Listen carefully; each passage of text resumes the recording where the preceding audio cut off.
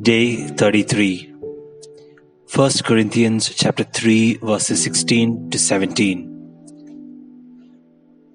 Do you not know that you are God's temple and that God's Spirit dwells in you? If anyone destroys God's temple, God will destroy that person. For God's temple is holy, and you are that temple. Meditation. At Antioch, whose story we reflected yesterday, schism had threatened to rupture the church. A nifty solution would have been to say, just have a Jewish church or a Gentile church, or a church with two different timings. But no way, not in Antioch or Jerusalem for that matter. Thank God for that. The early church avoided the path to schism. Of course, if there was something to do wrong, the church in Corinth, located at the port city in Greece, got it wrong. The church in Corinth had splintered, Paul learns. It is racked by schisms, rooted in devotion to different leaders of the church, with various allegiances to Paul, Apollos, Peter, and even Jesus. Early in his letter, Paul launches an attack on these cliques, confronting them about the problem of a church divided. Do you not know that you are God's temple and that God's Spirit dwells in you? The you in this question is plural and should be translated as you all. With this plural pronoun, Paul challenges the church as a whole as a unified temple filled with one Spirit, which is exactly what they are, or at least ought to be. The Corinthians just don't get that the house of God must not be rankled by rivalries.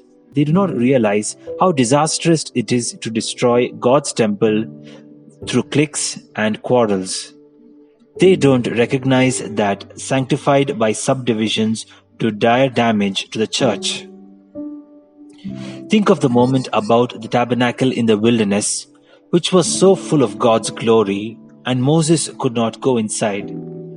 Or Solomon's temple, which was so full of a cloud, God's glory, that the priests could not do their jobs.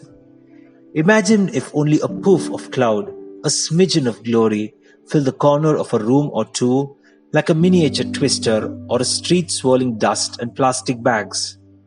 A whiff of glory is comical in its smallness, laughable in its scope.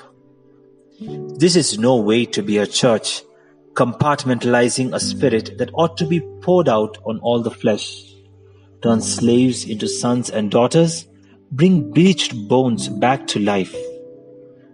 A spirit in me, not you, in us, but not them, is paltry and pathetic. Yet this is the sort of division that we are taught to develop from our early days in the church. We are subdivided among Catholics, Methodists, Presbyterians, Baptists, and others, and a number of denominations and non-denominations.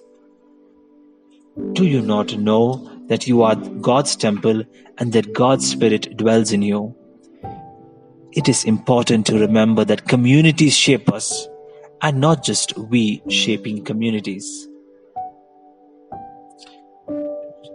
Prayer.